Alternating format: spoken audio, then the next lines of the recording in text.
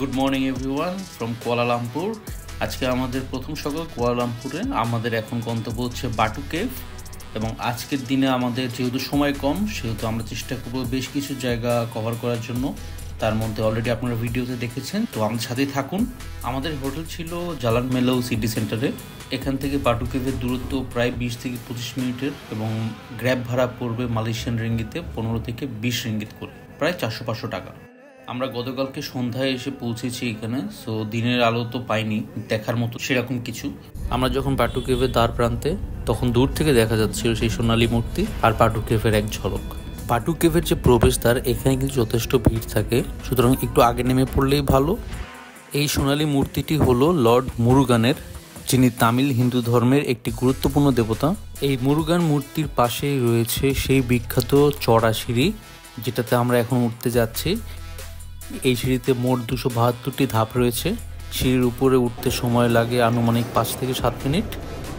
যাত্রাপথে বানরদের দৌরাত্ম অনেক পড়বে, সুতরাং আপনাদের নিজেদের যে পার্সোনাল বিলঙ্গিংস আছে সেগুলো খুব সাবধানে রাখবেন।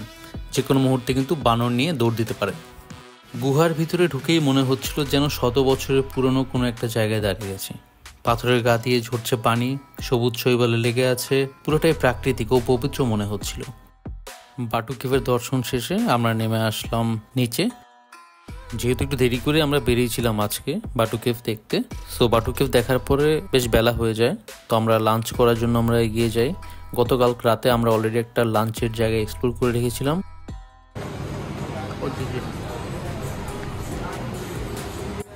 আমজাদ ভাই, আপনাকে একটু নেই ফ্রেমে।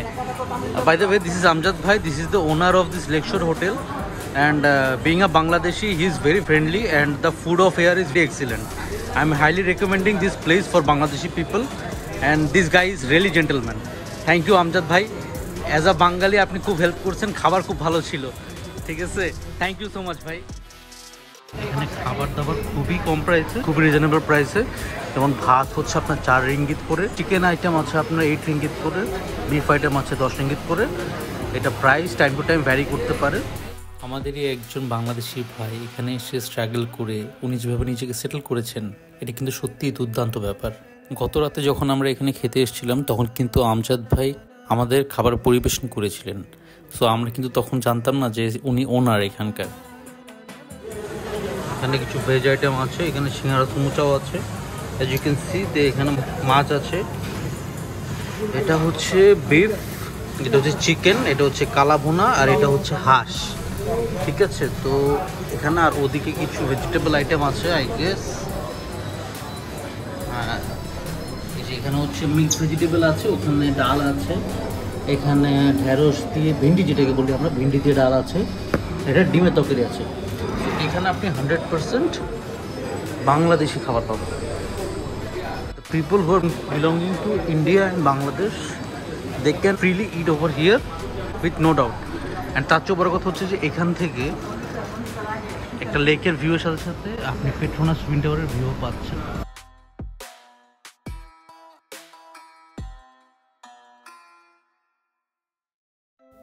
সন্ধ্যার দিকে আমরা রওনা দিলাম সেই বহুল আলোচিত পেট্রোনাস টুইন টাওয়ার দেখার উদ্দেশ্যে। আমরা বুকিত বিনটাং হয়ে ধীরে ধীরে পৌঁছে গেলাম সেই চিরচেনা আকাশ ছোঁয়া স্থাপনার সামনে। এই টাওয়ার দেখতে হলে সত্যি মাথা উঁচু করে আকাশের দিকে তাকাতে হয়। এর উচ্চতা এতটাই যেন মেঘের ভিতর দিয়ে আকাশ ছুঁয়ে গেছে। এরপর সেখানকার এক প্রফেশনাল ফটোগ্রাফারের মাধ্যমে আমরা কিছু মুহূর্ত ছবিতে ধারণ করে নিলাম।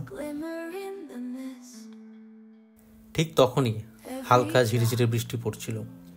শহরের আলোকিত সাজ, মেঘ আর এই বিশাল টাওয়ার, সব মিলিয়ে যেন এক রূপকথা দৃশ্য।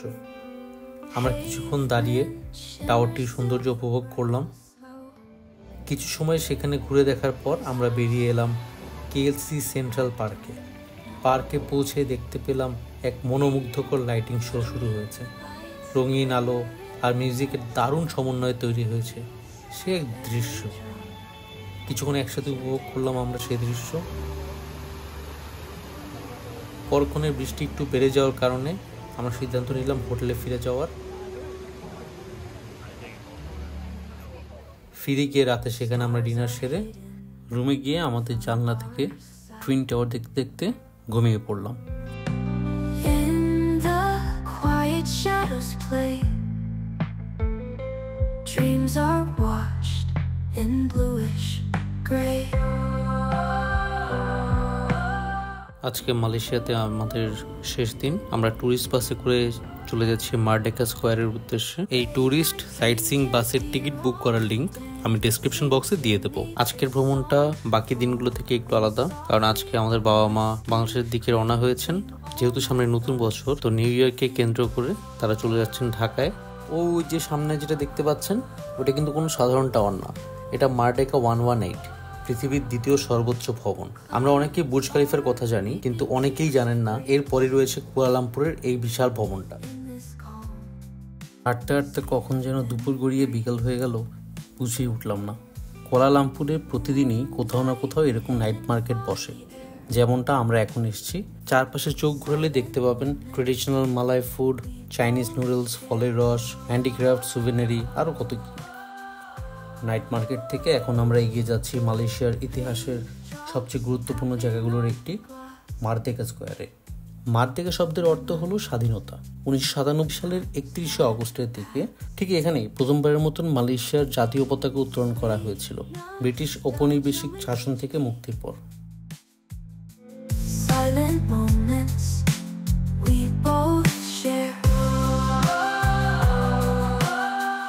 এই স্কোয়ারটাকে ধরা হয় মালয়েশিয়ার স্বাধীনতার প্রতীক।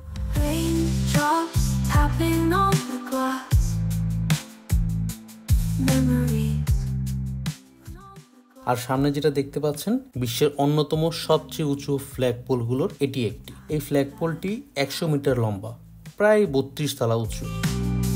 বিকেলটা আস্তে আস্তে গড়িয়ে সন্ধ্যা নামতেই শহরের আকাশ ছোঁয়া উঁচু দালানগুলো একে একে জ্বলে উঠল রঙিন এলইডি স্ক্রিনের আলোয়।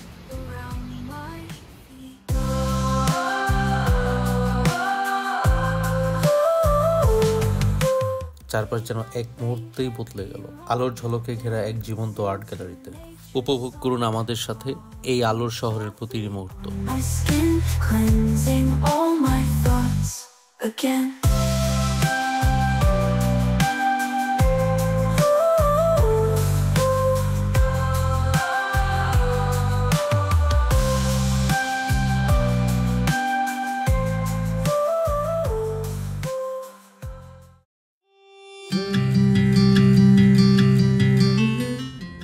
গত 4 দিনের লাংকাউই এবং কুয়ালালামপুর ভ্রমণ শেষে মালয়েশিয়াকে পেছনে ফেলে আমরা ধীরে ধীরে এগিয়ে যাচ্ছি বিশ্বের অন্যতম ব্যয়বহুল দেশ এবং মডার্ন ফ্যাসিলিটি দিয়ে ভরপুর সিঙ্গাপুরের দিকে। চলুন দেখা যাক সিঙ্গাপুরে আমাদের কী অভিজ্ঞতা হয় আর নতুন কী অপেক্ষা করছে আমাদের জন্য।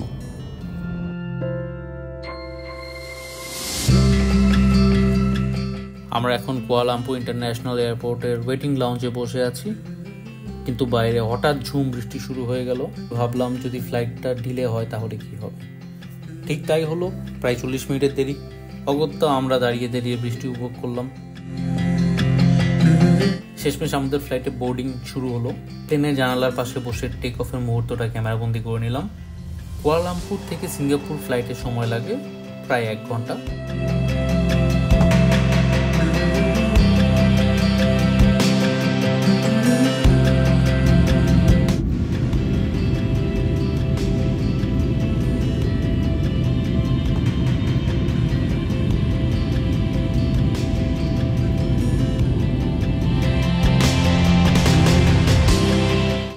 জানালা দিয়ে নিচে দেখতে পেলাম বড় বড় শিপিং শিপ রাখা হয়েছে। বুঝে নিলাম আমরা অলরেডি সিঙ্গাপুরের আকাশ সীমানার মধ্যে প্রবেশ করেছি। বাই দ্য ওয়ে, বার্টিক এয়ারলাইন্সের এই ফ্লাইটে কিন্তু no food, no snacks, no water, just flight pick and drop service. অবশেষে আমরা পৌঁছে গেছি আমাদের বহুল আলোচিত গন্তব্য সিঙ্গাপুরে। আমরা খুবই এক্সাইটেড। প্লেনের জানলা দিয়ে এত সুন্দর আর গোছানো লাগছিল এয়ারপোর্টটা, মানে দেখে অবাক হয়ে গেলাম। মনে হচ্ছিল যে কখন নামবো।